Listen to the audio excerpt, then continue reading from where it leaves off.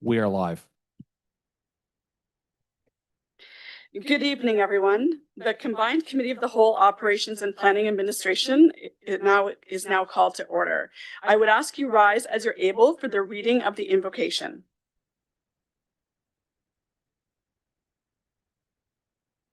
As we come together today, we recognize the great responsibility laid upon us. Our council will always strive to understand the needs of the people we serve and to use power wisely and well. Our purpose is to establish and maintain a city of prosperity and righteousness where freedom prevails and justice rules.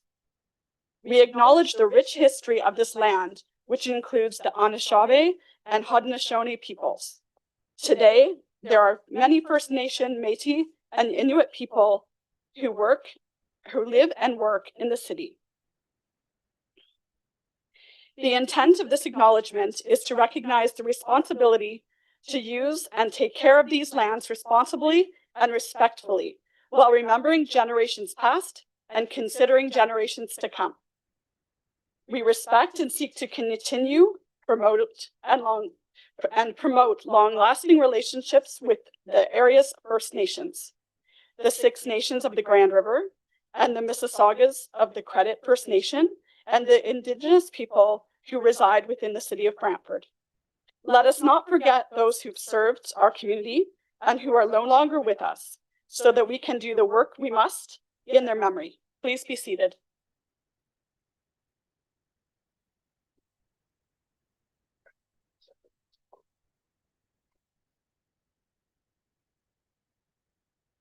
Clerk, has the roll been taken? Through the chair, roll has been taken.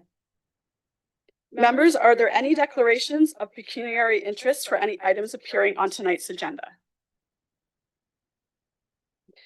Okay, seeing none, members of the committee, are there any items for consideration or consent that you would like separated for discussion purposes? Noting that 7.1.1 is separated already for a presentation. Okay, seeing none. Oh, sorry, Councillor Carpenter, go ahead. Thank you. 7.1.2, 7.1.3, and 7.1.4, please. 7.1.1 is already separated. Yeah. Yeah. Okay. All right. Thank you. Okay. Seeing no other separations, Councillor Sless, can you please move the motion to approve all items for consideration and consent, 7.1 and 7.2, not separated for discussion purposes, and state your seconder. So moved, seconded by Ward Mate, Councillor Caputo. Clerk, could you please read the titles of all items that are subject to the vote and then proceed with the vote? The items subject to the vote are item 7.2.1, the Brantford Immigration Partnership Annual Update, 7.2.2, the Building Safers Community Annual Update, and 7.2.3, the minutes.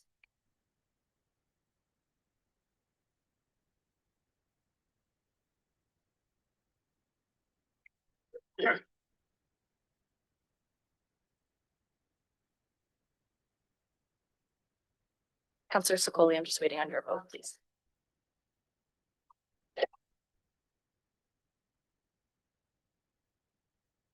All items not separated for consideration and consent carry on a recorded vote of 9-0. Those voting in favor: Councillor Sokoli, Sless, Caputo, McCreary, Martin, Hunt, Carpenter, Vinterberg, and Samuel. Thank you. There are no statutory public hearings or public meetings on the agenda, but we do have one delegation on tonight's agenda. Prior to hearing the delegation, I would like to remind those in the meeting today of the following rules of decorum as set forth in the city's procedural bylaw that apply. No person shall display any sign, banner, or place placard in the meeting room other than materials that, in the opinion of the chair, are legitimate audiovisual aids necessary in connection with any presentation being made to council. All persons present shall use polite and respectful language and shall refrain from any use of language or making any gestures that would be disrespectful or offensive. All persons addressing council shall speak only to the subject in the debate and shall not speak to any other subject. And no person shall applaud participants in debate or engage in any conversation or behavior that will disrupt the proceedings of the meeting. All right, so we have one delegation on tonight's agenda, and now I'll ask Barbara Sutherland, the Brantford BIA Chair, to come forward to speak to item 8.2, Community Mural in Memory of Loved Ones Lost to Overdose, Vice Councillor Sokoli. And please state your name for the record, and you have 10 minutes inclusive of questions. Thank you and good evening. Barbara Sutherland, Chair of the Downtown Brantford BIA Board of Management. I'm delegating tonight to comment on item 8.2. Community mural in memory of loved ones lost to overdose and proposed by Councillor Sokoli. I will begin by saying that we are deeply aware of the sensitivity of this issue. My following comments are given with the greatest respect for the victims of drug overdose, and we offer our sincere sympathy to the families and friends who have suffered this loss. Downtown Brantford is busy. It's noisy, it's lively. It's a source of both civic and government activity, but also significant cultural, commercial, and tourist activity, and we will soon embrace the new downtown entertainment district. The Downtown Brantford BIA encourages public art such as murals that are intended to enhance the beautification of downtown and transform neglected spaces into vibrant, uplifting, and visually appealing areas. We hope that future public art that may be under consideration for downtown is intended to attract tourists and visitors and to boost local business and the economy. Murals are a powerful tool to making cities more vibrant, engaging, and meaningful places where we live, work, play, and learn.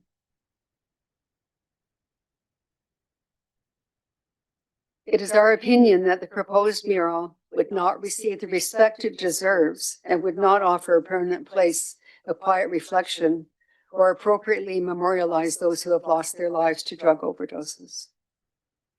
Many seek shorelines and riverbanks as places of reflection because they are associated with tranquility, quiet contemplation, memories, and meditation. There is a place within our downtown community that is accessible and along the beautiful Grand River that may offer a preferable site for this commemorative project. We are suggesting a quiet place around Brent's Crossing. We would like to further suggest that the installation of a bench and a stone marker with a commemorative plaque. A memorial bench can be thoughtfully designed to provide a place of solitude to remember those who are lost in this ongoing crisis. The city of Penticton, BC, installed a bench with interlocking design that represents the woven fabric of a community.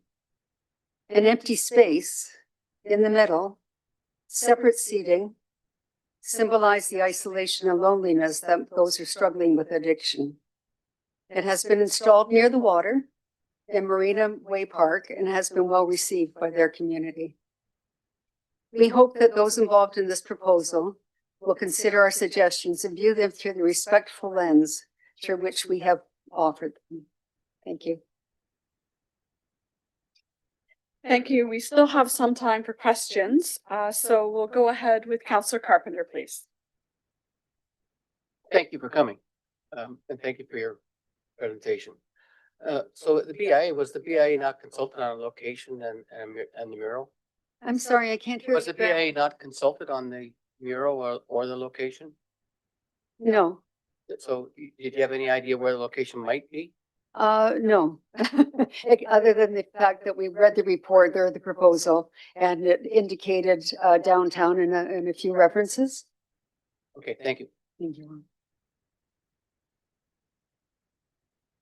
Any further questions from any committee members at this time?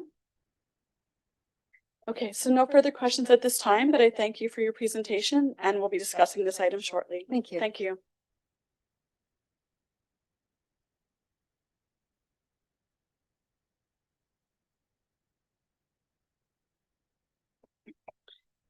So we have one presentation this evening, and I would now ask Tara Tran, Senior Project Manager for Economic Development and Special Projects, and Joe Muto, Director of Economic Development, Tourism, Culture Initiatives, to come forward regarding 7.1.1 2024 Economic Year in Review 2025 to 5-4.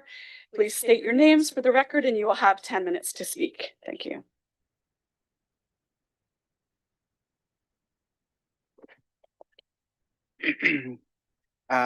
Good evening, Madam Chair, members of committee, staff, and members of the public here this evening. Joe Muto, Director of Economic Development, Tourism and Culture Initiatives. Very excited to present this to you and do this introduction before Tara gets on with her presentation. Tara is the city senior project manager of economic development and special projects.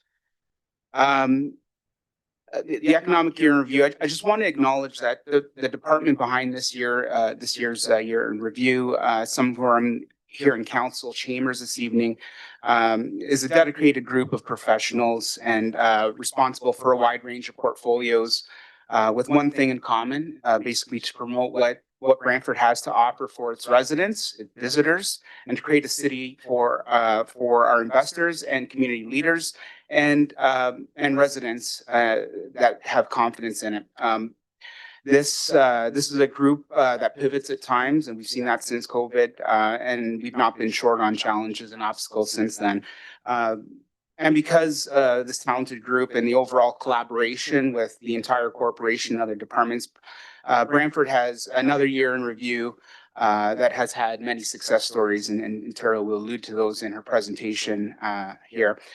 We would not be where we are with our partners in all the departments and provincial ministries, as well as the BIA, Chamber of Commerce for Brantford Brant, as well as council. So I really thank all of you. As we reach the end of 2024, the global economy was impacted significantly by our neighbors to the south. We are now facing some uncertainty. We're all aware of that through our working group in trade and tariff and procurement.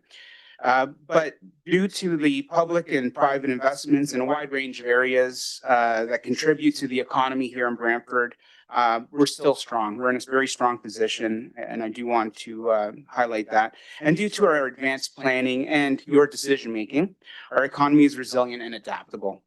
The investments in housing over the last several years, including affordable and supportive housing, are needed more than ever, and our grant programs are getting private developers to build them.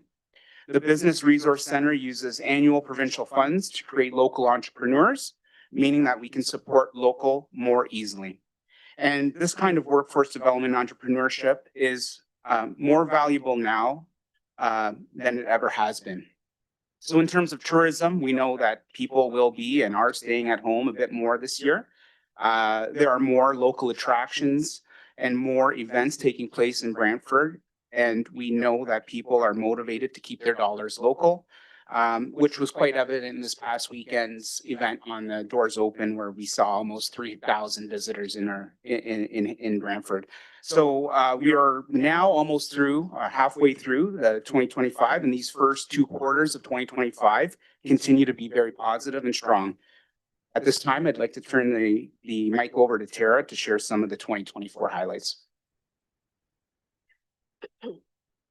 Thank you, Joe. So the staff report goes into a lot of detail on the annual key performance indicators for 2024, covering the large range of initiatives undertaken by the ECTEC Tourism and Cultural Initiatives team. In addition to the staff report, an annual newsletter was created, which is another valuable promotional tool, one that we would like to see used by City Council, other city departments, but also executives of community organizations and our local industries. These are leaders who regularly interact with people outside our community, people who are looking to invest, people who are looking to build, people who are looking to recruit top talent to take jobs in our city. This is the piece that I want on all the desks of these leaders to talk about Brantford's ideal location and advantages. You have printed copies of the newsletter before you tonight, and more will be made upon final approval of tonight's report. And the newsletter will also be published on the Advantage Brantford website. The context of Brantford is something that greatly influences economic development and tourism. And our context is that Brantford is growing. The population is projected to grow by 15,000 in less than 10 years. Something council should be proud of is taking a comprehensive approach and making decisions that plan ahead. Including highlights about municipal investments in the year-end review newsletter underscores that Brantford is proactive. By including it in this document, it makes it easier for investors to know they are investing in a place that is prepared, that is growing, and that is a complete community. And in 2024, we did see significant investments in the business community. This included new industrial businesses, which created new local jobs, and expansions of existing industrial facilities, which produce more products and services. With their success, we see many of them give back to the community, such as Mott Manufacturing, who make laboratory equipment. They made a major contribution to the Brant community healthcare system in 2024. In addition, Grissenbahn was a sponsor in the inaugural Winter Festival held earlier this year. There was growth in the industrial sector, but also in the commercial sector. Obviously, Costco wholesale opening in 2024 was a major milestone. And as shown in the graph on the slide, building permits to create new or expand commercial space has grown steadily over the years. The work of the BRC is also something I would like to highlight. The Business Resource Center has been operating for over 20 years, and a provincially funded program administered by the BRC celebrated its 10th anniversary in 2024. The sample list of businesses that have gone through the program and which are still operating is provided on page 12 of the newsletter. And I love that this is a way for us to advise the community how they can support local. Another major highlight in 2024 is, of course, the firming up of Bulldogs as Brantford's hometown OHL team. The team even made it to the second round of playoffs this year, which meant 6 additional home games on top of the 36 regular season home games. Attendance at games translated to patrons in local restaurants, retail, and even hotel stays for some. We know that there is economic impact and most definitely amazing vibrancy that comes from having this respected OHL franchise in our community. Continuing on tourism highlights, let's talk about Discover Brantford. The tourism team saw an increase in attendance across all the venues and events that were held. And this makes sense because the city's largest tourist market is people visiting friends and family. And of course, guess what? That market is growing because our residents are growing in number. So in 2024, we saw more attendance at even more shows booked to perform at the Sanderson Center. The team organized more events and saw that translate to more visitors at the farmers market last year. And more events and more tourism means more activity in the local economy. Therefore, in 2024, the city created the municipal accommodation tax, which is collected on hotel stays in town. Last year, $616,000 was collected in the first year to the newly created Municipal Tourism Corporation. This is another example of a proactive initiative by the city, by this council, this time for tourism to reinvest in itself. The more events and attractions that people have reason to visit, the more hotels will be filled, which in turn is invested to more events and attractions for people to visit. We are looking forward to 2025, which includes more sport and tourism events, as well as new business investments, as listed on the slide. These and other initiatives have solidified that Brantford remains strong in a strong economic position, despite tariffs and other uncertainties. We have a strong foundation and continue to see investments, and every indication so far, including the recently reported employment rates for the last quarter, indicate that Brantford will navigate 2025 confidently and, if not, see additional growth and new investment come to our city. That concludes my presentation on the annual economic year-end review for 2024. If there are any questions, myself and the team are here to answer them. Thank you. Thank you for your presentation. We'll be discussing this item shortly. So prior to putting the items for consideration on the floor, we'll consider item 8.2, community mural in memory of loved ones lost to overdose, as there was a delegation. Councillor Sikoli, please move your resolution and state your seconder.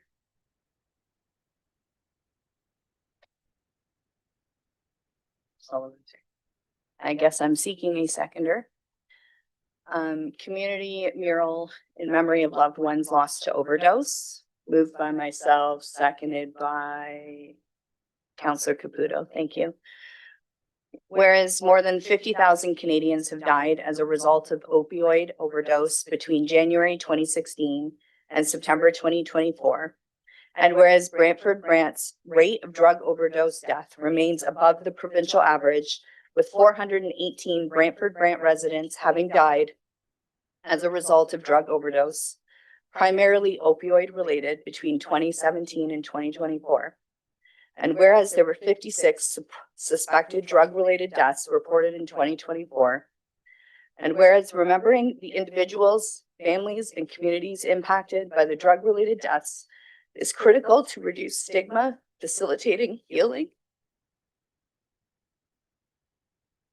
and combat the opioid epidemic.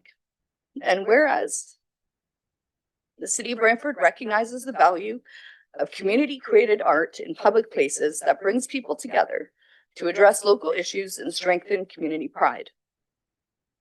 And whereas local community members have expressed an interest in creating a community mural to memorialize loved ones who have lost their lives to drug overdose.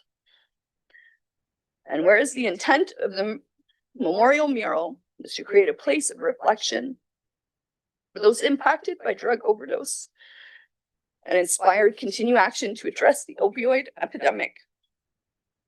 And whereas the City of Brantford continues to actively support the goals of the Brantford Brant Community Drug Strategy through collaborative projects and advocacy.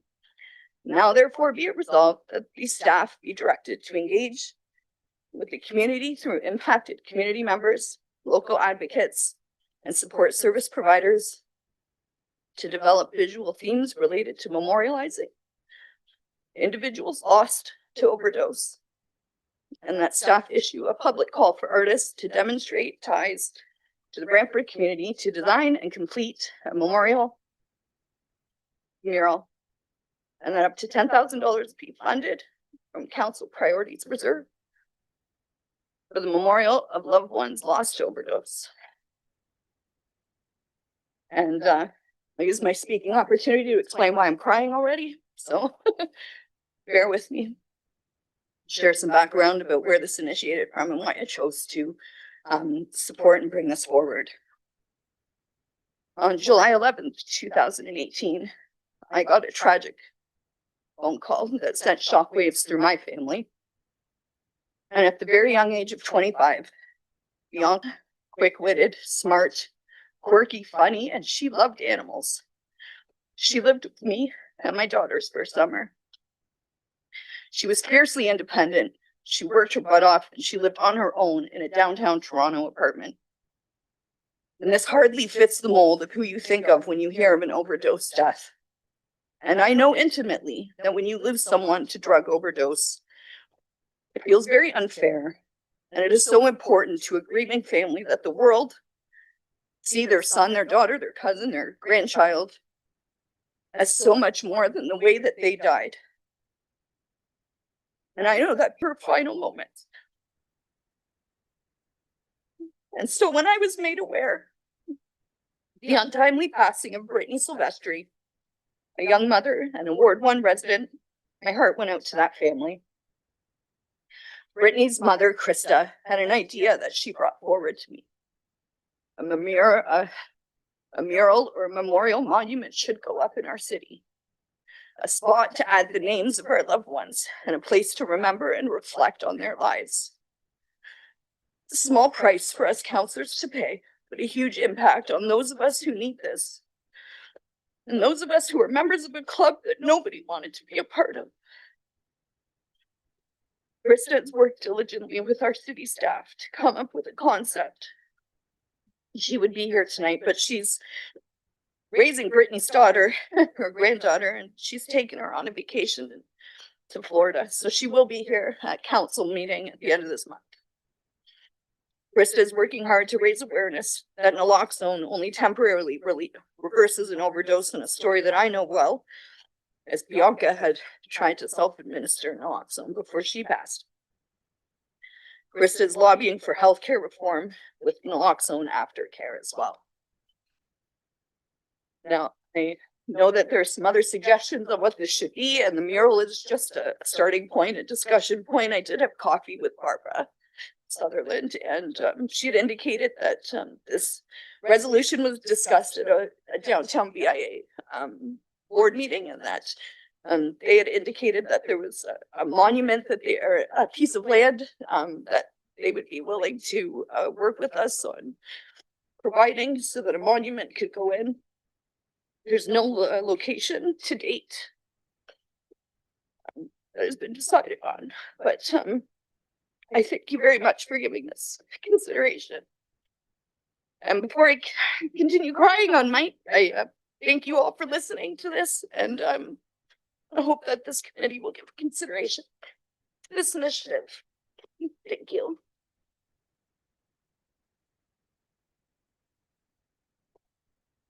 Councillor Carpenter, go ahead, please. Thank you. I don't think there's anybody in this community that hasn't had some relationship with some loss from opioid addiction or loss. I do had a niece, Cindy, mother of 5 children, young girl, died with fentanyl overdose. We all know someone that's been opiate addiction has taken their life, and we see them on the street all the time. What's really required here is there's a full-fledged addiction treatment center with wraparound services, not this hub model the province is walking around with. We really need, but we had a location on Brand Ave for children who are parents of lost children, and a similar approach would be probably appropriate. I think the councillor mentioned that park or location for a monument, a quiet place to sit and reflect on the loss of those. But at the same time, we should be considering what are we doing? What is the province doing to assist us in proper treatment centers with housing, wraparound services to deal with the opioid addiction? We're losing people every day. Downtown is, can't go to Tim Hortons downtown and not see people sitting up against the bench because there's no other place for them to go. And there is this willingness to kind of ship them off someplace else, another part of the community, so they aren't be seen in that location, but they'll just be seen in another location. I get calls every day about piles of needles sitting in a corner someplace on Colburn Street. So it's a real serious issue, and I understand the council's concern. I think we should. I don't want to lose this by a vote. I'd like to defer this and then look for some other solutions, as opposed to lose the concept of recognition of some way of those that have lost someone. And I think we should consult with the families and those that have in medical institutions, those that have been working with those with treatment, and look for I don't want to say a better option, but a different option than what presented here. So when time comes, I'd like to move a motion to defer this for 2 cycles for the council to work with others to see if there's other options. Thank you. Thank you. I'll now go to Councillor Martin, please. Thank you, Madam Chairman. I won't be supporting this. I don't think the memorial is the appropriate thing in this case. I've lost 2 members of my family to drug overdoses, a niece and a second cousin. And it's hard. Nobody likes to lose children. In the natural order of things, parents are not supposed to bury their children. It's supposed to be the other way around. So, what these people need is effective treatment. And for some of them, if they won't volunteer for it, we may have to do something to make it mandatory. It's the only way to get them off this horrible drug that, doesn't care about taking lives wherever and whenever or whoever. It doesn't necessarily have to be a street person. It could be somebody who's leading a normal life, just does a little bit too much one time and tragedy strikes. So it's more important to get these people off the drugs and back into society in a healthy way than I think to memorialize the ones that have unfortunately gone down this tragic path. So I won't be voting for this. Go ahead, Counselor Van Tilburg. Yes, thank you, Chair. You're doing a wonderful job so far. I just want to point out that in Victoria Park, there is a bench there that is a memorial. It's for International Overdose Awareness Day, and it remembers those that we have lost. International Overdose Awareness Day is August 31st. And that was done a number of years ago. So there is a spot that has been done. I certainly wouldn't recommend, though, having a mural in Victoria Park. And the same thing I would say, knowing some of the transactions and occurrences down at Brant's Crossing, I wouldn't recommend a mural there either. And so I think there's going to be a lot of debate on what is the best way to have a memorial for people to grieve. And grieving is across the community. As the counselor had mentioned, it's not always the people that you would expect or the situations that you expect just because we have something visual. Things are happening throughout the city. It's pointed out that Brantford's above the provincial average. Sadly, we all know that. And I find that more troubling is the fact that when the HART funding was dished out during the provincial election and 30 communities got it and Brantford didn't. And I think Brantford is the most prepared community to take it on. And I just can't believe that the provincial government and our MPP didn't fight hard enough to get that to us sooner so that we can follow through with some of those plans that we have. What can happen in the future? I think Brantford is well suited for it. I know SOAR was looking forward to getting that HART funding. They applied for it, and I know our city social services as well would make a dramatic change to our community. There isn't the help out there for the people seeking it. It just isn't there, let alone those that are troubled and not seeking help. There are many that seek help at a time and they're not getting it. One thing I want to commend this for is that it actually is, again, opening up that debate that we as counselors need to have.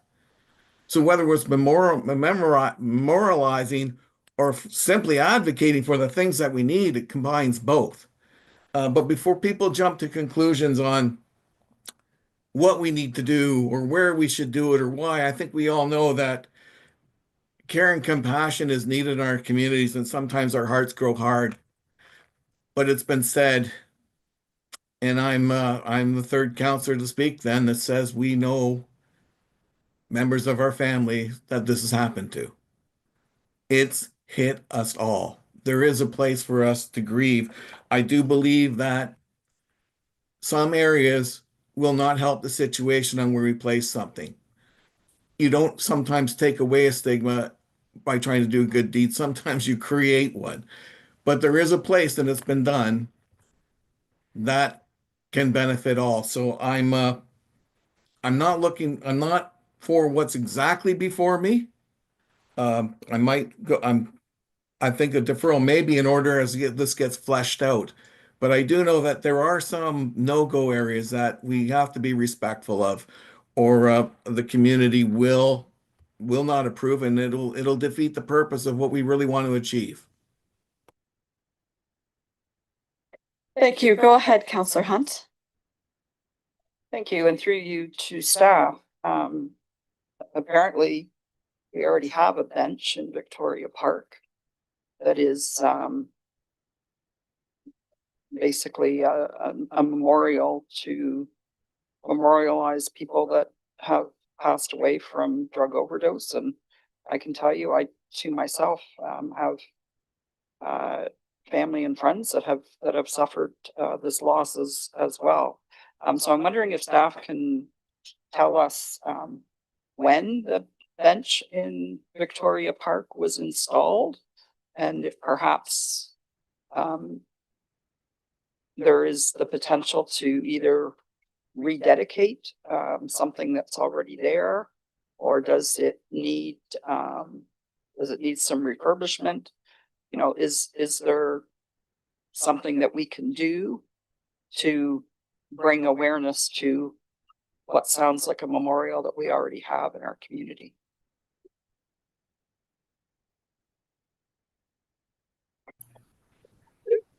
Through you, Madam Chair. I don't think that I've got anyone here that can answer that question this evening, but we can look into that and we can provide a memo to council prior to the council meeting.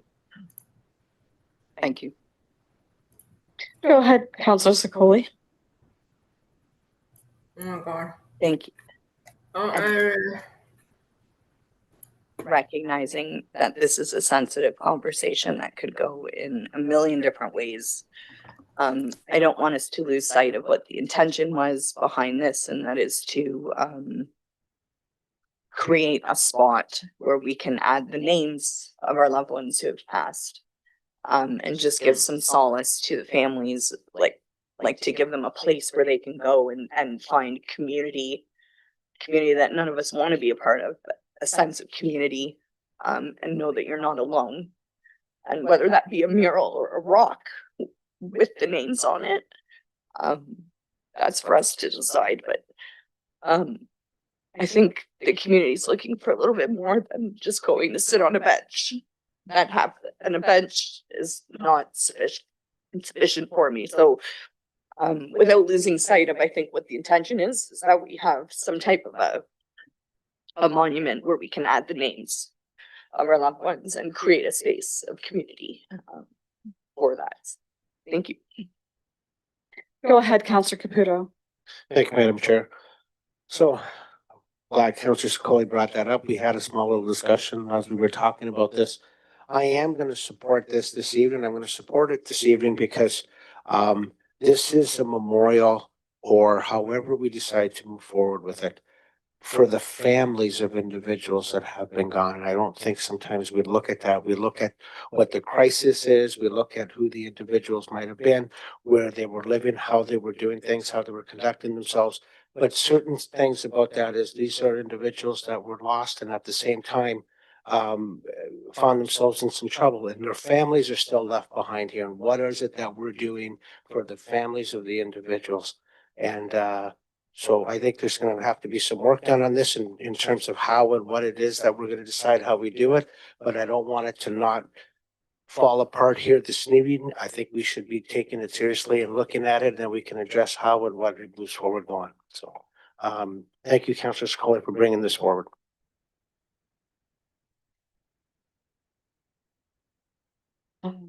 So I'm going to go to Councillor McCreary, first time speakers, and then back to Councillor Carpenter. Chair, thank you very much. I think what we have before us tonight is the intersectionality of remembrance of lives lost, colliding with public art policy. And certainly I recognize that there are people among us who've lost people to drug overdose. We've all lost people needlessly to tragic accidents, premature death, drug overdose, and I'm not unaware of that kind of grief. However, I can't support what's before us on paper tonight. I certainly can consider the investment of the amount of money specified in the resolution to be put to use to create something in the way of a memorial.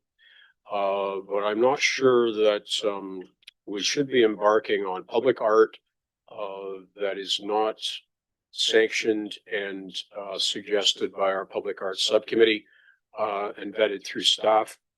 So one of my co-councilors earlier mentioned that he would be willing to bring an amendment to put this on the table and discuss options for memorializing. I would be most willing to support that tonight, as well as the amount of money before us. But I don't see that the creation of a mural in this respect to create public art to represent a memorial. I don't think that's appropriate in this circumstance. I think there are far better ways we can do it, far more permanent ways, given that the lifespan of a memorial is about a decade. I think it probably should last longer than that. So I'll be supportive of the amount of money and the sentiment, but not of the specification for creating a mural. Go ahead, Counselor Carpenter, please. Whenever we approach the debate on addiction, it always seems to come up that somehow the person that's addicted, it's their fault. They did it to themselves. It's cases is the pharmaceutical industry did it to a lot of people. A lot of people were given prescriptions and became addicted to opiates through the pharmaceutical industry through profit. And the addiction is not a choice. Once you're addicted, you are addicted. It is difficult to remove yourself from that addiction until it takes your life. And that's happened to a lot of people. What we don't have is a coordinated response to help fight that addiction in our community. And what the councilors here is trying to do is say we need to memorialize those that lost this war on addiction to the opiate crisis, which is affecting all North America wide. This isn't, and the response needs to be larger than that. So I would agree that we need some recognition, some monument, like maybe some families want to put the name of Cindy on that monument so that they recognize that she was lost to opioid addiction. Most people they don't do this to die. That's not their intent. Their intent after a while is just to not feel sick, to not be sick. And that's the addiction. So I too don't want to lose the concept that the councillors, the Coleys put forward here is to remember that. So I'm just going to defer this for 2 cycles. Happy to work with her if she wishes on some way to memorialize and remember those that have lost the battle. And I don't know what the wording will be. I'm happy if council members want to smooth the wording a bit. I'm fine with that, but I'd like to defer this for 2 cycles to come back in a different format. Thank you. Counselor McCreary, go ahead. I would like to second that, but change the number to 1 cycle.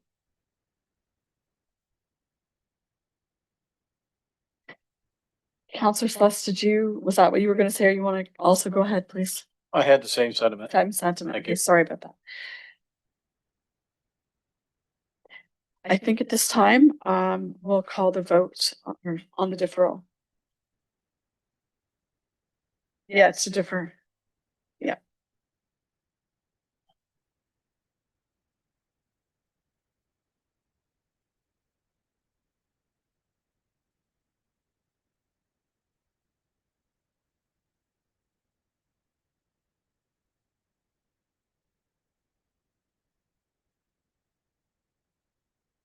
Yeah, it's good.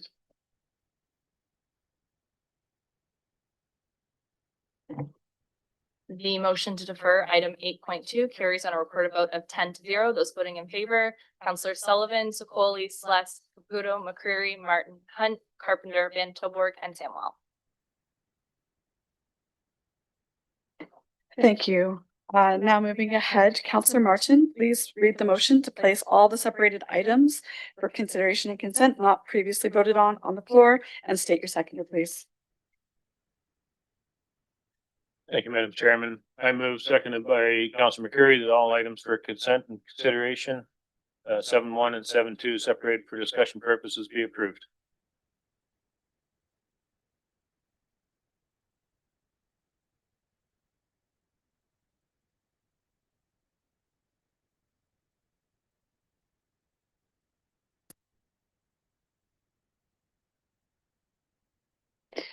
All right, so we'll start with 7.1.1 since there was a presentation. Any discussion or questions?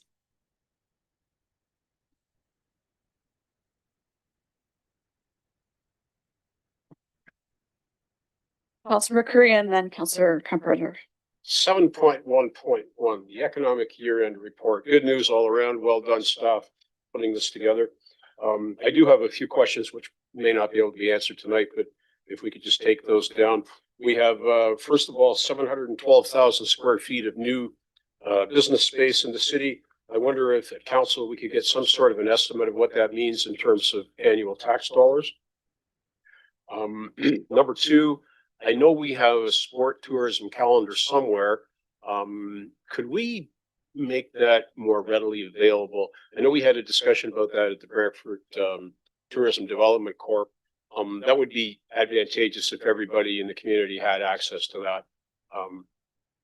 Number three, the farmers market had a greater than 20% increase in folks coming through the door.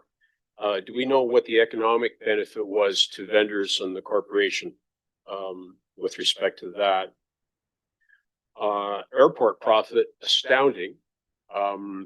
Could someone please maybe enlighten us with respect to whether that's gross profit or if there are other costs that are inherent in that, and that's not the net?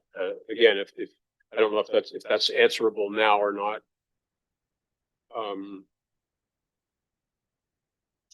Thank you for the reference to the Brantford Tourism Development Corporation.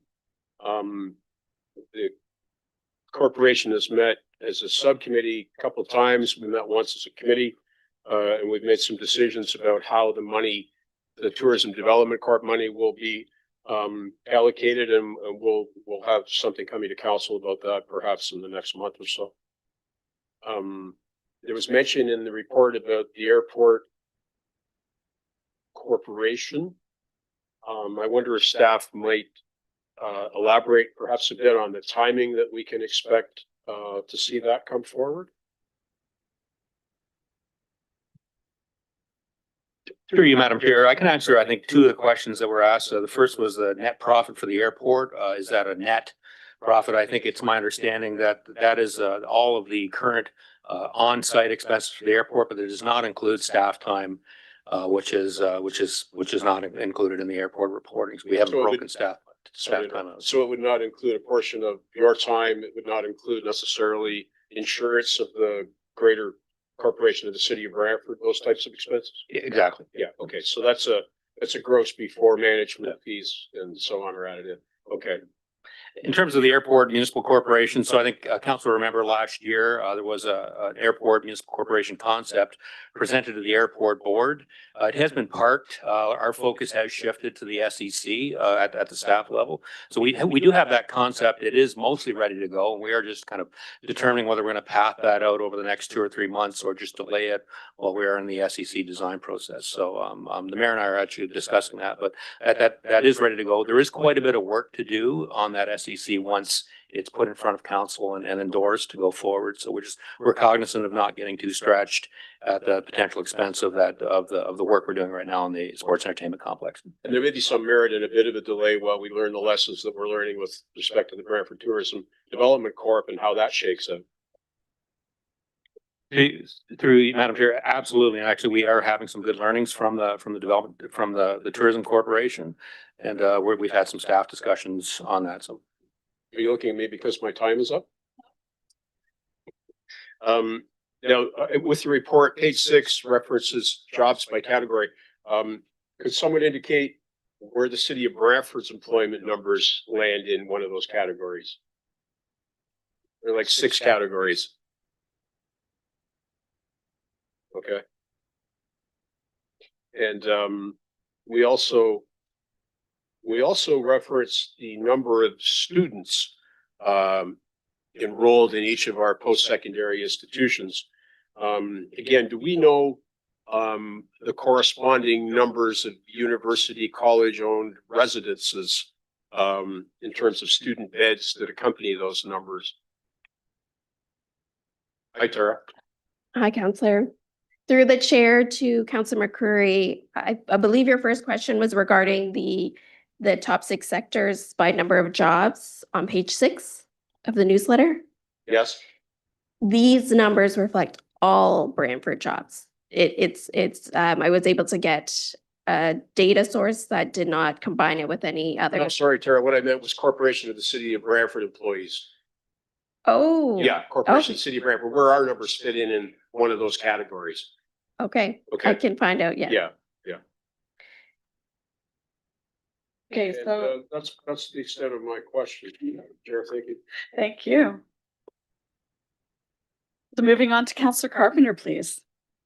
Thank you, Madam Chair. Thank you, Tara, for your report. I just want to say, in Ward 4, we have it with the mayor going for a monthly visit to industries in our community, and it's worked out very well. Actually, we've found out in industries, things we could do to make things better for the industry or the business in our community. We've talked about what other industries are in our community. It's surprising to know how many don't know what other industries are in the community that they can actually take advantage of. And I know our economic development is working on synergies to provide those connections. And every time we've gone to one of those meetings, they've made more connections that way to certain, so those businesses can thrive and prosper in our community even more by the use of other industries in our community. So it's a wonderful thing. And I see the sport tourism dollars. Hopefully we can use some of that money for a small theater in our community, which would also bring in more tourism dollars as well by having the local groups be able to perform in a theater that maybe they can actually own it and run it, quite frankly, as opposed to being a city facility amongst that group. That would be wonderful as well. So we know the community is better served when we meet with them, we work with them, and we ask what their needs are, and then we provide some sources of work. So I want to congratulate Tara Tran and on her report, and on Joe Muto on the work they're doing on economic development. I do have a question for Tara. What's happened to our economic plan for the Mohawk Greenwich site, and when will that move forward? Is that a loaded question? Sorry, go ahead. So through the chair to the counselor, no, it's not a loaded question. Nicole Wilmot, Commissioner of Community Development. So we have been working in the background to establish taking that conceptual master plan that was approved by council and bringing it now down to a technical design level. So we've been working on that with staff to establish what those would ultimately become usable construction blocks, right? So it is quite a process to go from a conceptual plan to an actual sort of draft plan type concept. So we've been doing that in the background, and then continuing to work with some of the stakeholders that had expressed interest on relocating to the district as well. And staff will be working with various departments to bring forward in the near future report on seeking further direction on that project. Thank you. And for that whole Mohawk Greenwich district plan moving forward will be a complete rebirth of Eagle Place and regrowth of that whole community. It will really revitalize the whole area, and it's tremendous opportunity for the lower downtown and Eagle Place in itself. So thank you for that. Go ahead, Counselor Hunt. Thank you. And I also wanted to thank Tara and Joe for what I think is a great report. Councillor Carpenter and I seem to be at a lot of either grand openings or plant and factory tours, just by virtue of the fact that we have such a large industrial commercial area that's located within Ward 4. But I think one of the important things that comes out of those is the fact that we're not all about celebrating new business, but we're also about celebrating and supporting the existing businesses that are here, and the fact that we are reaching out and finding out what it is, whether they've been here for 25 years or they're having the grand opening of their first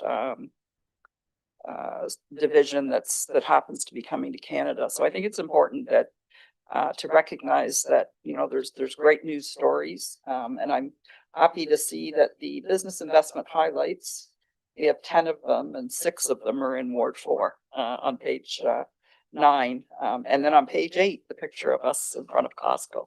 So those are all great news stories for the city of Brantford. So keep up the good work, and I'm a firm believer in not just, it's not all about bringing new businesses to Brantford. It's doing everything that we can to support our local business community that's already here. So thank you. Counselor Sluss, please go ahead. Yes, thank you, Madam Chair. I guess through you to Tara. Tara, do we have a timeline for the secretary to release the Mohawk Greenwich land?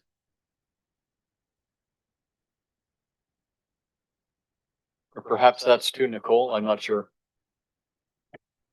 So through the chair to the counselor, we continue to engage as necessary with the Survivor Secretariat. But at this time, we are continuing to work, as I said, to work on that conceptual plan, and we will seek to further engage with the Secretariat at the appropriate time. Okay, thank you. And just secondly, the looking at the Bulldog page in our booklet, it indicates that $10,000 was donated to the Brant Community Healthcare System Pediatrics.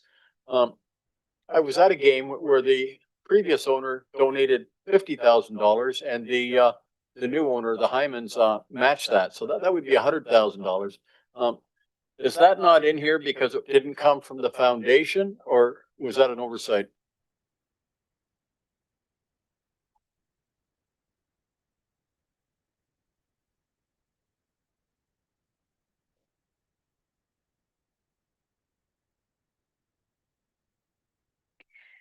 Through the chair to Councillor Sless, thank you for pointing that out. I would be happy to double check that figure and certainly make sure we have the right figure printed in our year-end review newsletter.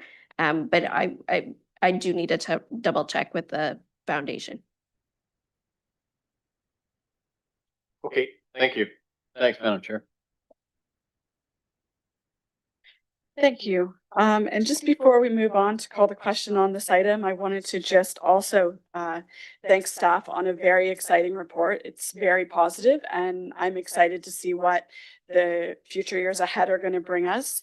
I also just wanted to, I guess, echo some of the comments that I've heard tonight too, and just say that the community is also very excited to see the Mohawk Greenwich, the Mohawk Lake District brought to life for the vision that they worked hard to create. So we're very excited about that, and I'm glad that that was discussed tonight as well. Thank you. And at this time, I don't see any other hands, so we'll call the vote.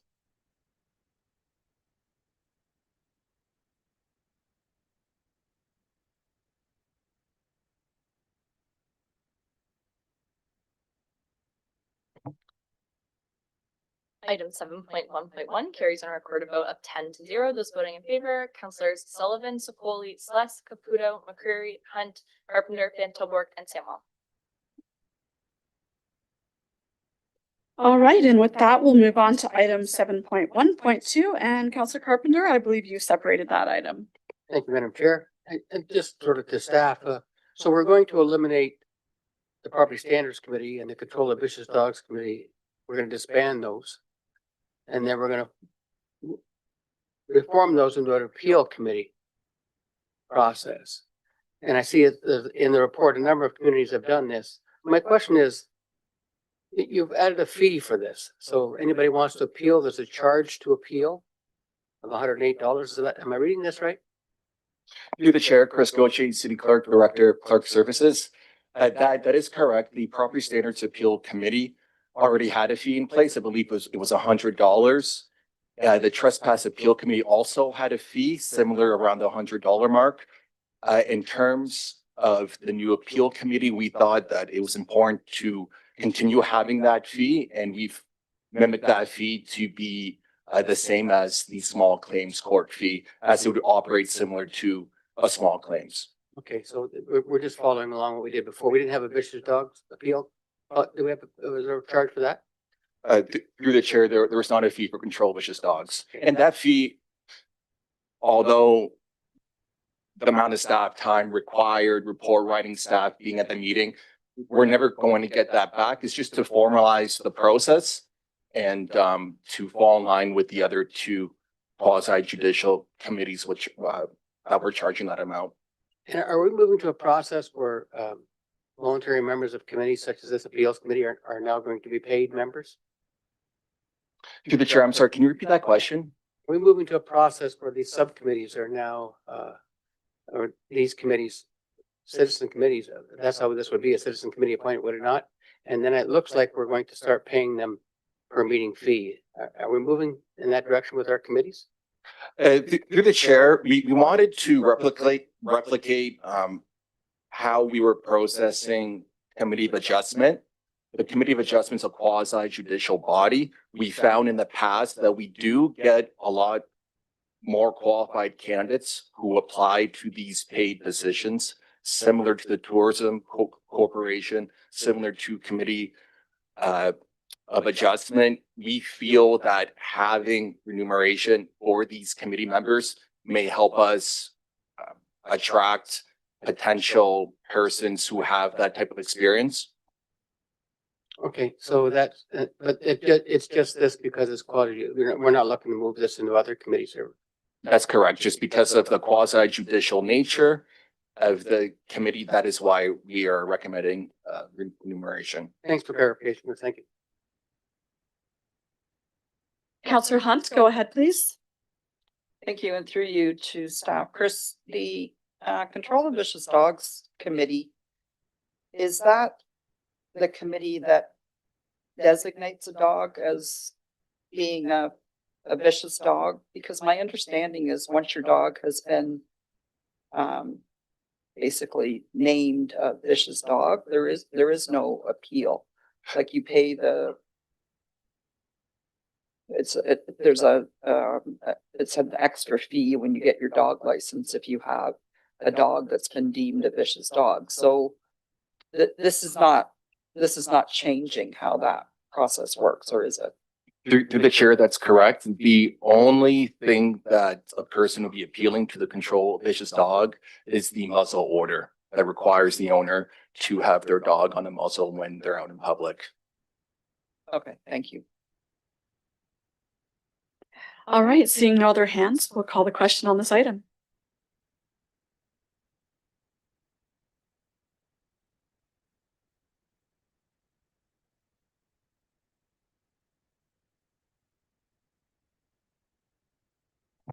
Item 7.1.2 carries on a recorded vote of 10-0. Those voting in favor, Councillor Sullivan, Sokoli, Slats, Caputo, McCreary, Martin, Hunt, Carpenter, Van Tilburg, and Councillor Samwell.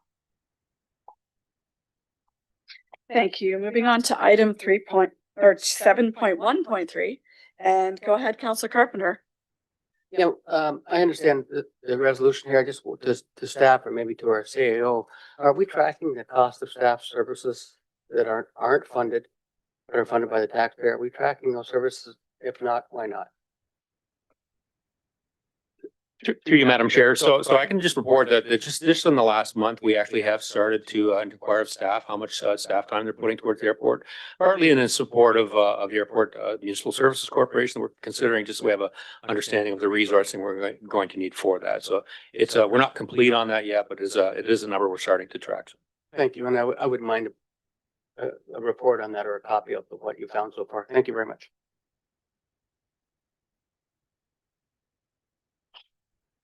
Go ahead, Councillor McCreary.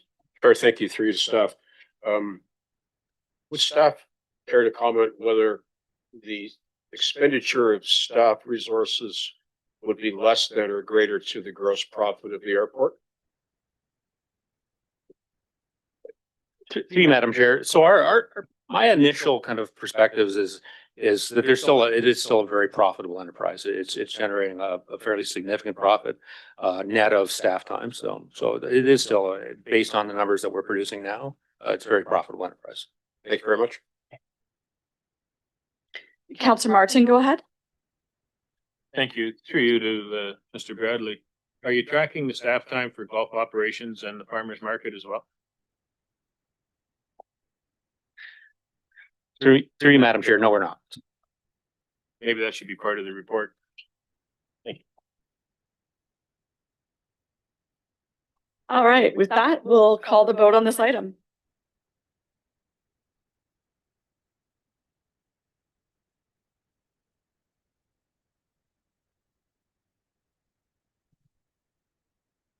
Item 7.1.3 carries on a recorded vote of 9-1. Those voting in favor, Councillor Sullivan, Sokoli, Slats, Caputo, McCreary, Martin, Hunt, Van Tilburg, and Samuel. Those opposed, Counselor Carpenter. All right, item 7.1.4. Go ahead, Counselor Carpenter. Is staff going to give us a report on this, or are we gonna just debate this in front of us without public having a presentation of what the debate is, the recommendation is? Thank you. Through the chair to you, Counselor Carpenter, we can give an overview of the report. So the report that you have in front of you is related to the Wayne Gretzky Parkway Extension Municipal Class Environmental Assessment, the preferred alternative. So this Wayne Gretzky Parkway EA, it's one of many EAs that have been identified within our various council approved master planning documents, such as our official plan, our transportation master plan, our master servicing plan, just to name a few. They're required to facilitate the development of our northern expansion lands. So they are pivotal. These EAs are pivotal in expediting the growth, as Brantford has been identified as a significant growth area. I'm going to ask Mike Abraham as well, who's our Manager of Infrastructure Planning, to come on and give more detailed information. Good evening, everyone. Mike Abraham, Manager of Infrastructure Planning. Through the chair to members of council, the extension of the Wayne Gretzky Parkway north of Power Line Road was identified as a recommended improvement in our most recent transportation master plan in 2020. The 2020 TMP incorporated the boundary expansion lands and assessed the impacts of the 2051 growth projections outlined in the provincial growth plan and in the city's official plan. In accordance with that growth plan, both the city's population and employment will experience significant growth by 2051, which will impact local travel demands. The 2020 TMP identifies several benefits of the extension of Wayne Gretzky. The first one being the extension would service the northern boundary lands as a north-south arterial roadway to the development blocks east and west of that extension. The extension would also provide a connection to the proposed east and west collector road, improving our roadway network connectivity. The extension would also expand our active transportation network.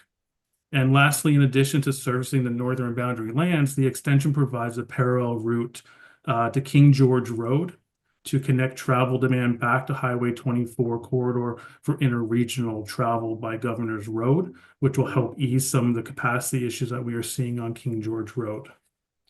To start the whole planning process, staff did initiate a municipal class EA. Due to the nature of the project, the Schedule C EA was required. This involves all 4 phases of the EA process to be completed and documented and approved to the MECP. This includes the evaluation of alternative solutions and the evaluation of design concepts of that preferred solution. And lastly, it involves a final report that documents all decisions made throughout the process.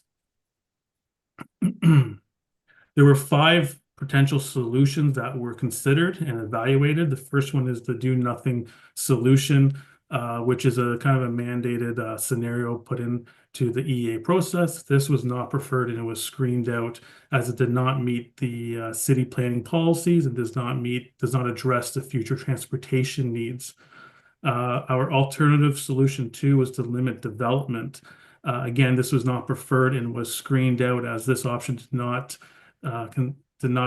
not consistent with our city's planning policy and the provincial growth plan. Solution 3 was to improve alternative roadways. This would include improvements to Park Road North, King George Road, and Power Line Road. This option was seen as less preferred as it marginally helps with localized capacity issues, but does not improve our overall network connectivity. From a technical and construction point of view, this option was seen as challenging due to existing constraints and the high potential for property acquisition along King George Road and Park Road North. The 4th solution was the construction of a new extension of Wayne Gretzky Parkway with a crossing of Lower Stony Jones Creek. This was seen as a preferred solution from a transportation perspective, as it did address future growth demands and network connectivity, but it was seen negatively from an environmental impact and feasibility perspective. Alternative solution 5, which is our preferred solution, is the construction of a new extension of Wayne Gretzky Parkway without crossing Lower Jones Creek. This option would see the extension transition in a line to Park Road North before Lower Jones Creek. This option is the preferred solution as it effectively addresses the future growth demands and supports the development of the northern expansion lands. It was preferred from an environmental, economic, technical, and transportation perspective. However, it did score lower in the social category due to the impact of private property to accommodate the new road extension. At this time, we have evaluated the design and alignment options for the extension, which includes the extensive modeling a level of service review and optimizing the intersection controls. Based on the evaluation, the preferred design concept involved extending Wayne Gretzky Parkway north of Powerline Road with a curved transition to Park Road North, forming a new four-leg intersection with the future east-west collector. This option also considered terminating Park Road North south of the future east-west collector. The preferred intersection control method for key intersection will be a two-lane roundabout. Just to finish off the quick review, the number of meetings and consultation that we had 2 public information centers. We had 2 separate meetings, not including the PICs, with Park Road North residents, and a number of emails and phone correspondence, including a number of in-person visits. We had 5 separate meetings, including several field visits with the Six Nations of the Grand. We had 2 separate meetings with the Mississaugas of Credit First Nation. We had 4 separate meetings, including a field visit with the GRCA in Brant County, and 4 separate meetings, not including the PICs, with the development community.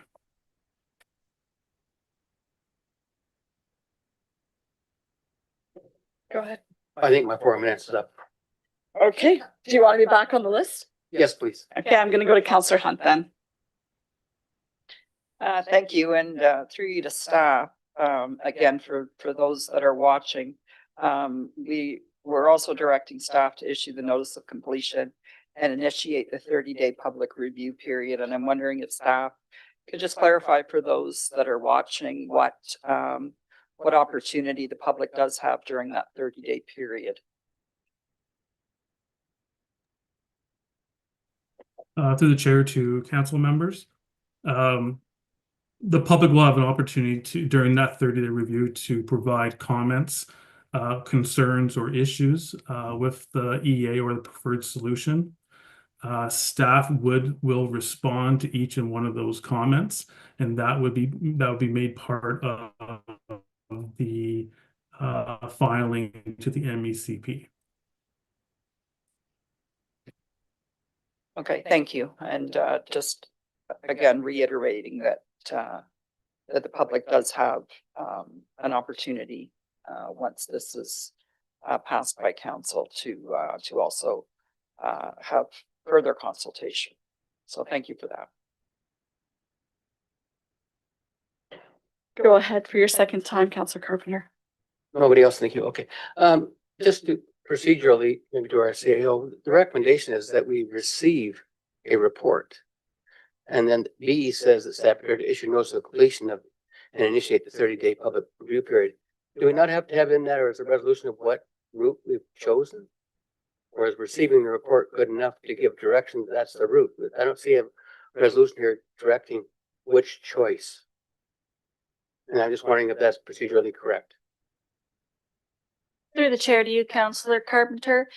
So just receiving the report should be acceptable, as in the conclusion, we are recommending alternative 5 with alignment 3.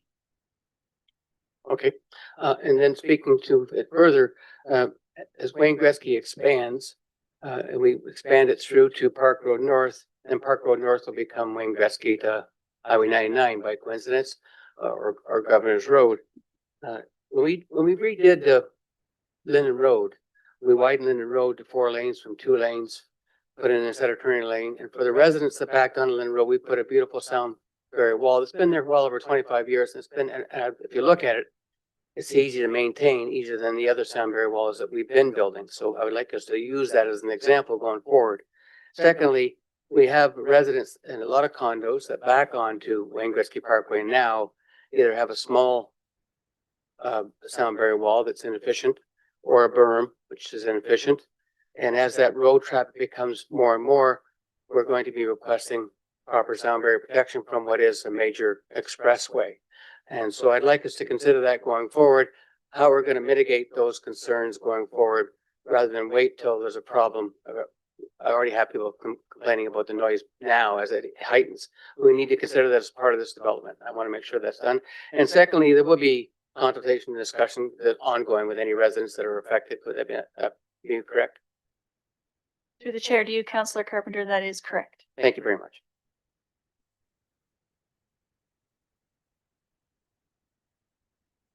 Go ahead, Councillor McCreary. Thank you, Chair, through you to staff. Is it my understanding, and I'm trying to think back to the public meetings that Councillor Martin and I attended, the design of the roundabouts that we're looking at here, is it a single lane roundabout that's planned for both of these intersections? Through the chair to Councilor McCreary, they are 2-lane roundabouts. Okay, excellent. So you're planning, even though it may be 2-lane roads, we're planning for the future expansion? That is correct. And there's been, I think there was a reference to sound mitigation here tonight. Would staff recognize that there is a concern about mitigating noise to those neighbors who are immediately adjacent our new alignment? That would definitely be commented on, and it would definitely be something that during the preliminary design activities that we would have to look into. Okay. So you don't need to be given separate and direct instruction to do that. no, I don't think so. Okay. That's good. I just want to comment that this, Councillor Martin and I were at the public hearings, and certainly this successful option was well received. And it certainly makes a lot of sense, even though there will be some disruption in the immediate neighborhood once we get underway. Again, thank you, staff, for this. Councillor Caputo, please go ahead. I just have a question to staff. The Wayne Gretzky Parkway is a road, right? It's not a highway? Through the chair to you, Councillor Caputo, that is correct. Okay. Just curious, because I know that when it comes to highways, there's far more noise than what a road would actually do. And I think if we take the proper precautions, I think we should be able to mitigate the situation before it goes, really blows up. And with that, we'll call the question, please.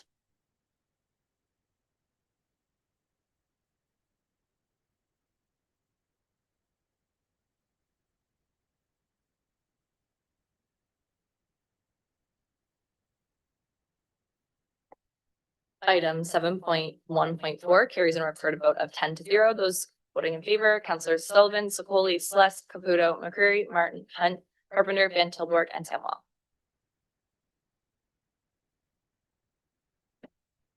Okay, moving along to resolutions. There are 3 resolutions on tonight's agenda. Councillor McCreary, please move your resolution and state your seconder. Chair, thank you very much. Excuse me, the seconder is Councillor Martin. And thank you to staff for the assistance in the preparation of this rather lengthy resolution, which I shall now commence to read. Whereas Communities in Bloom is a nonprofit organization committed to fostering civic pride, environmental responsibility, and community beautification across Canada through friendly challenge and competition. And whereas the city of Brantford has an impressive history with Communities in Bloom, being the national champion in 2002, and after a lengthy hiatus from competing, achieved 4 blooms in 2024, as well as received the Ontario Criteria Award winner for horticulture.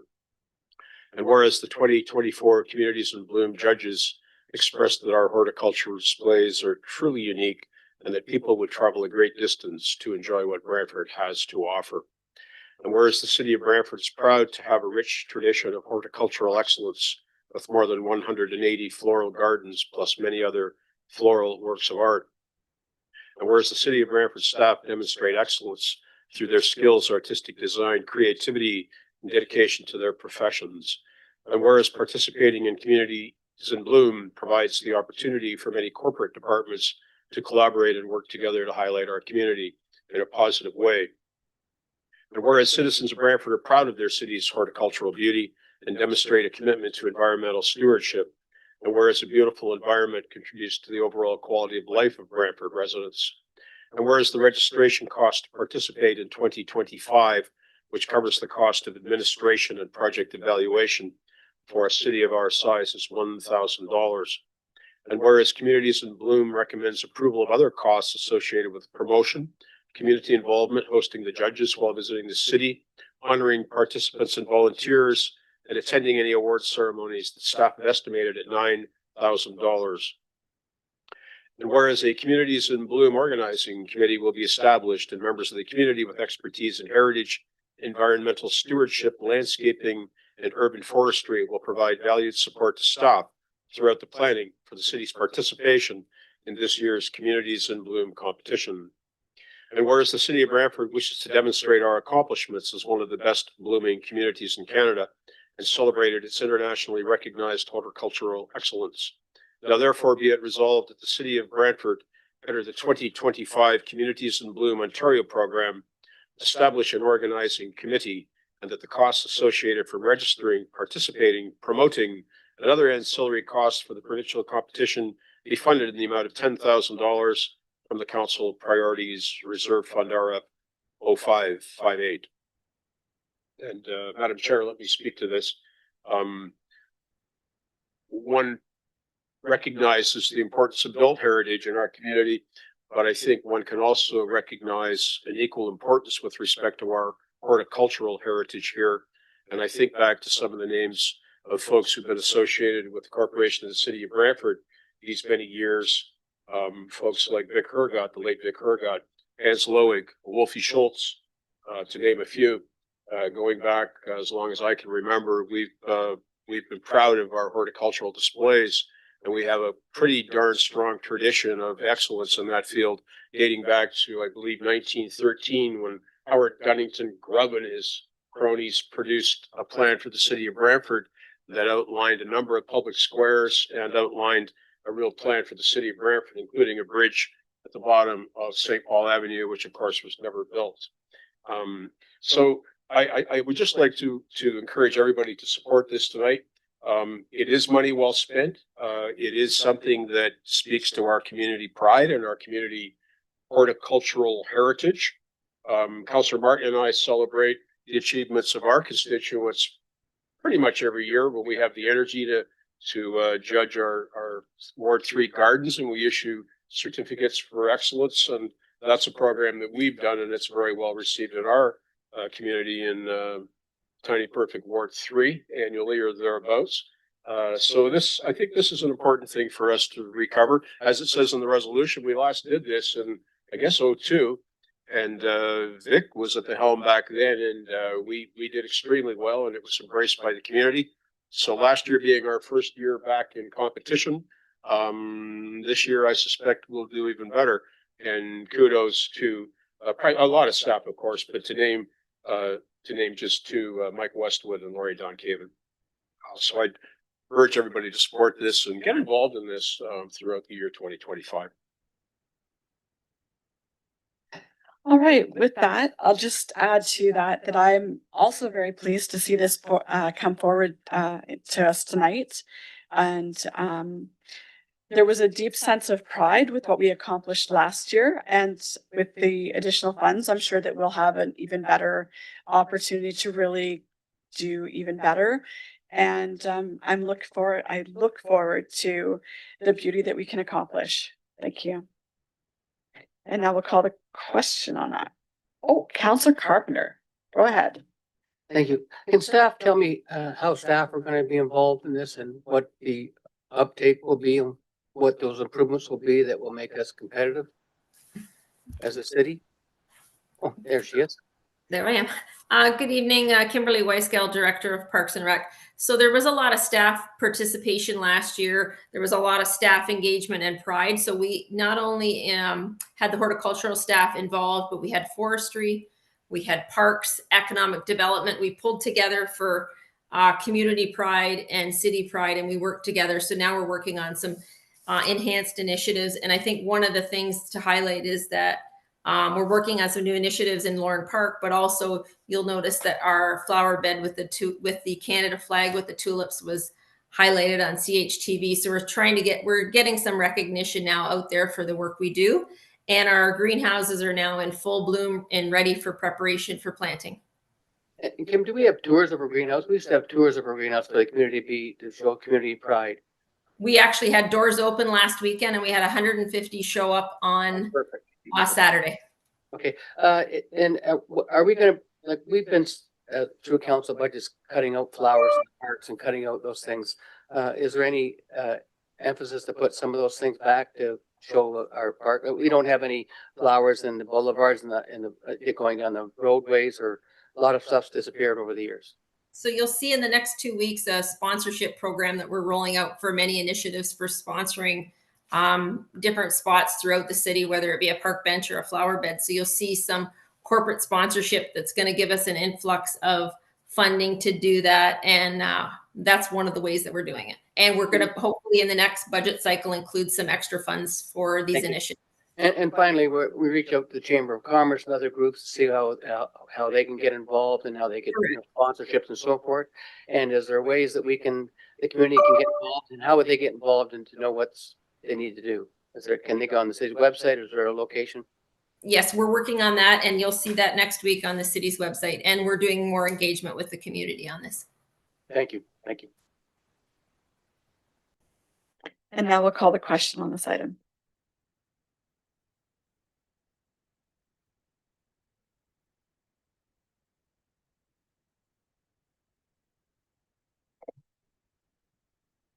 Item 8.1 carries on a recorded vote of 10-0. Those voting in favor, Councillor Sullivan, Sokoli, Celeste, Caputo, McCreary, Martin, and Carpenter, Van Tilburg, and Samuel. All right, item 8.2 has already been discussed, so we're going to move on to 8.3. Councillor Sokoli, please move your resolution and state your seconder. A topic that shouldn't make me cry, folks. General parking regulation. Whereas there is high demand, seconded by Councillor Sullivan, sorry. Whereas there is high demand for on-street parking in residential subdivisions, and whereas prohibiting vehicles from parking within 1 meter of driveway reduces the availability of on-street parking, now therefore be it resolved that section 6B of parking bylaw 144-88, which pertains to general stopping and parking regulations, be repealed as follows: be in front of or within 1 meter of a public or private driveway, and that section 6B of parking bylaw 144-88, which pertains to general stopping and parking regulations, be amended to provide the following: be in front of or within 50 centimeters of a driveway or residential premises having not more than 3 dwelling units, or in front of within 1 meter of any other public or private driveway. So this is pertaining to parking on roadways and the allowable proximity to parking near driveways. It's currently set to 1 meter, but if you've taken a drive through New West Brant lately, you'll realize that as the lot sizes are shrinking and the driveways are there, our current bylaw at 1 meter really prohibits most parking spots from being available for use for parking just based on the length of the available area. So shrinking this a little bit to where it will open up some parking spots out there. I know that there's some areas up in Ward 4, and speaking with the Ward 4 councillor, that is also having some of the same issues as we're seeing in West Brant. So again, this will allow 50 centimeters is half of a meter. So we're just cutting that in half. And hoping that I have everyone's support. Thanks. Councillor Sullivan, go ahead, please. Thank you, Chair. You're doing a great job. Further to that, I want to see too that the private driveways that's not something that bylaws just taking upon themselves to engage, and that it actually be resident driven. So the complaint's got to come from the homeowner on those private driveways.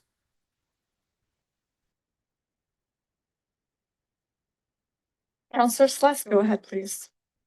Thank you, Madam Chair. I see Rob Smith in the back.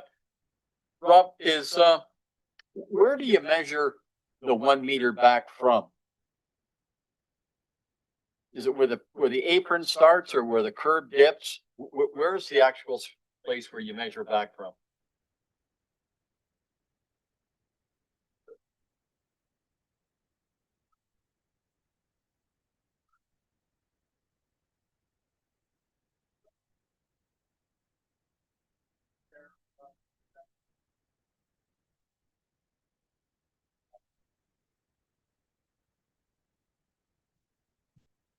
That's on.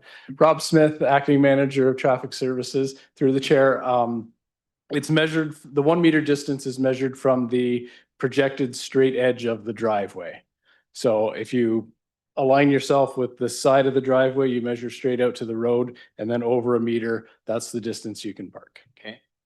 And my second question would be, is 20 inches on either side of that line as you're exiting your driveway, is that a safe turning radius amount of space to get out onto the street if you're exiting your driveway?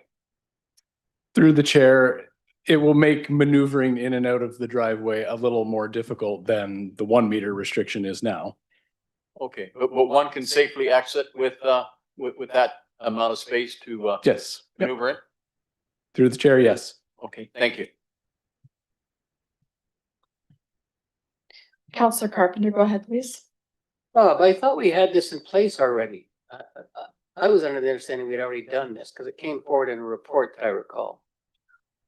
In through the chair, in 2014, the restriction was 2 meters from a driveway, and we reduced it to 1 meter. Oh, to 1 meter, so now this is reducing it even further. Yeah, okay. And I do support this, and we're getting smaller homes, smaller driveways. We have less restrictions on builders to provide ample parking on the lot. You know, so people are parking on the street. Garages are not for parking of vehicles, they're for storing things. And so we should stop counting the garage as a parking space in the development in itself, and that may solve some problems. But to Councillor Sullivan's point, I've seen residents get tickets because they were 1 inch over. And I'm thinking, who's spending the time to go out there and measure 1 inch and then come back again and again for the same thing? So I'm with Councillor Sullivan. You know, if someone's got a complaint, it should be, but we usually use this complaint driven. This shouldn't be like a hunting exercise where you're going out looking to see who's in violation. And I also had some concerns with residents who when they park in their driveway, the driveway is not designed enough to handle a large vehicle, and the bumper is 1 inch over the sidewalk, and they get tickets as well. So, and that, while I'm speaking about this, one other thing, the next time we reward our volunteers, let's make it free parking in the parking lot, so they don't have to get tickets for being a volunteer. Thank you.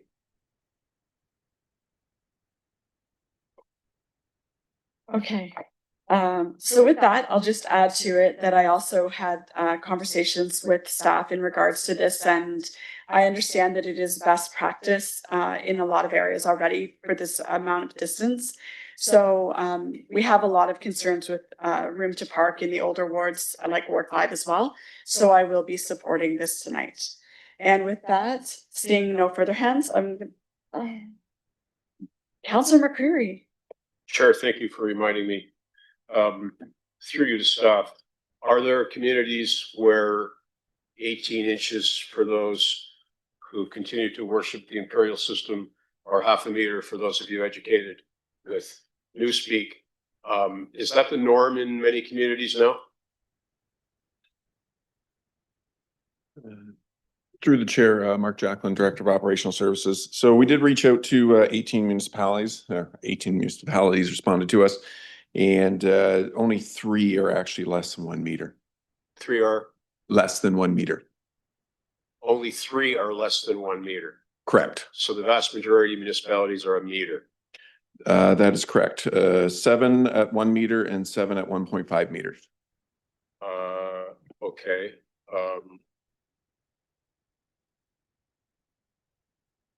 So staff were privy to that information, but those of us here tonight were not. I just wonder if there might be merit in having staff prepare a report on this so we can ensure that we're on the right track here. We have a lot of older communities here. Councillor Martin and I have a number of them where there's completely inadequate parking because, you know, our planning preferences have been to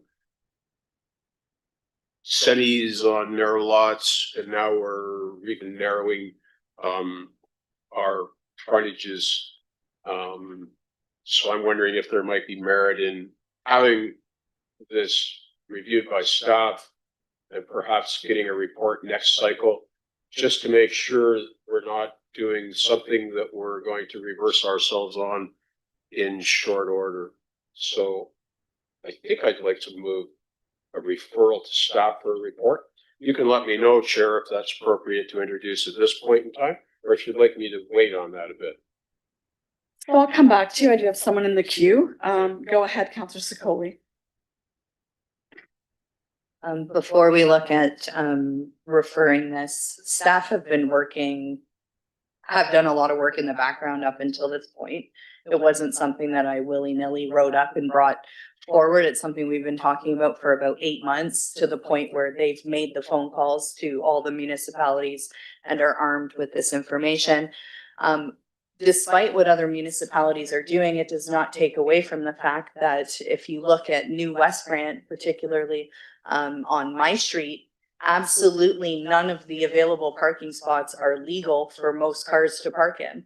And I don't drive a big car, I drive a compact, and I am parking illegally every time I park in an available parking spot in a parking zone, and that goes for every single resident of West Grant living on almost any one of those streets in the new areas. So despite what other municipalities are doing, I think it's only appropriate that we not set our residents up to fail, and allow them the opportunity to park legally on their own streets in an available parking spot, as made available by our parking enforcement division. So I don't think we need to refer this and look into it anymore. I think we know logically, just basic math, the car is this big and the parking spaces are this big, and it just doesn't make sense to have 1 meter from a driveway. Everybody is being set up to fail, and that's not something that I'll support a referral or a deferral or anything like that on. So I'm hoping we can just move this forward and make a lot of residents in West Grant very happy tonight. Thank you. First time speaker, Councillor Van Tilbrook, please. I have a question for staff, anyone in planning. I can understand in Old Ward 5 where some of the homes were built in the days of horse and buggy, but why are we having planning developments that essentially create streets where there isn't room for a car to park? Why are we doing it that way?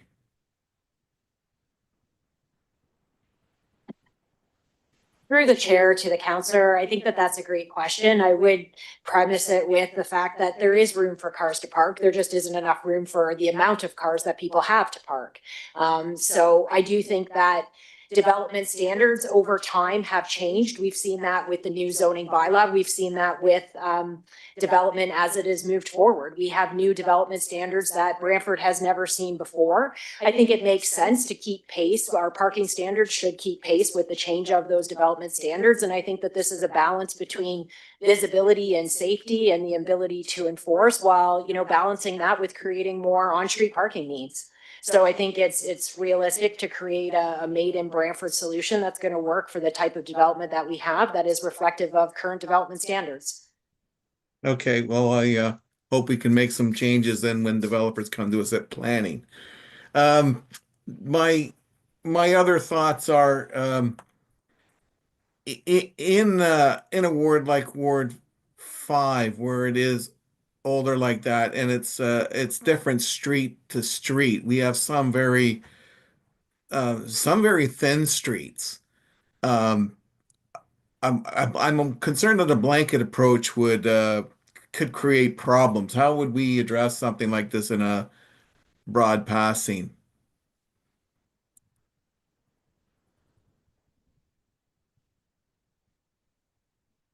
Through the chair, that would be very difficult to convey to the public. So that is why we do recommend that it would just be one blanket bylaw for the entire city. Okay, thank you very much. I won't be supporting a referral. I believe this should be done, and we'll see what happens after we do it. But there are many spaces where we find out that even just between one home to the next, there isn't a spot even to park a car, and there is a spot to park a car. We're just not allowing them to do so. So I look forward to this change. Go ahead, Counselor Sullivan. Thank you, Madam Chair. Through you to staff, they mentioned that there were 3 that had under a meter and that the others were over the meter.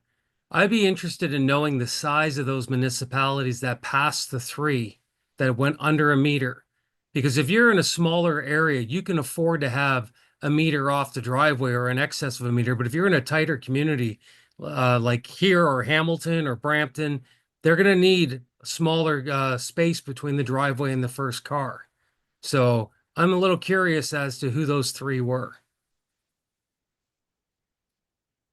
Through the chair, Toronto is at 0.6 meters, Vaughan is at 0.6 meters, and Hamilton is at 0.45 or 45 centimeters, 45 centimeters, sorry.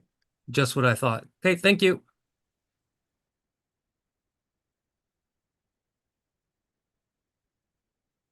Go ahead, Counselor McCreary. I'm thinking of living on Dundas Street, half of which is in one ward, the other half in our ward, in beautiful Ward 3. And I'm thinking if one parks a car 18 inches from any of those driveways on Dundas Street, it's probably about a 3-minute exercise to make not a 3-point turn, but about an 8-point turn to get in and out of your own driveway. I can appreciate why in some neighborhoods where the streets are 66 feet wide, the right of way is 66 feet wide.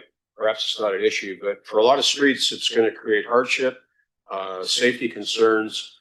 And as I said, I'm not going to introduce a referral or a deferral. I'm not sure that would, have any merit here tonight to simply extend our time by a half an hour. But I'm not going to be supporting it.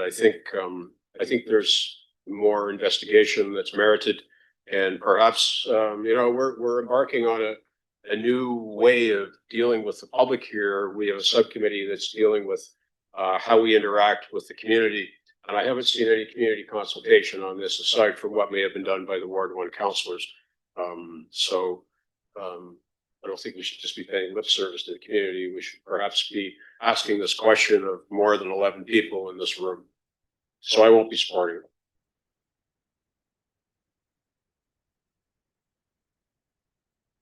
Okay, seeing no further speakers, we'll call the question.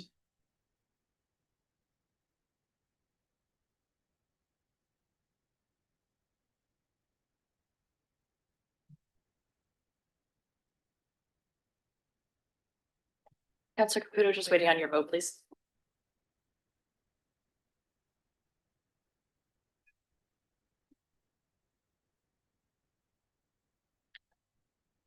Item 8.3 carries on a recorded vote of 8-2. Those voting in favor, Councilor Sullivan, Sokoli, Sless, Caputo, Hunt, Carpenter, Van Tilburg, and Samwell. Those opposed, Councilors Martin and McCreary. There are 2 notices of motion on tonight's agenda. Councillor Hunt, please read the title of your notice of motion, please. Waiving of certain planning application fees for 247, 253 West Street. Councillor McCreary, please read the title of your notice of motion, please. The title is 9.2,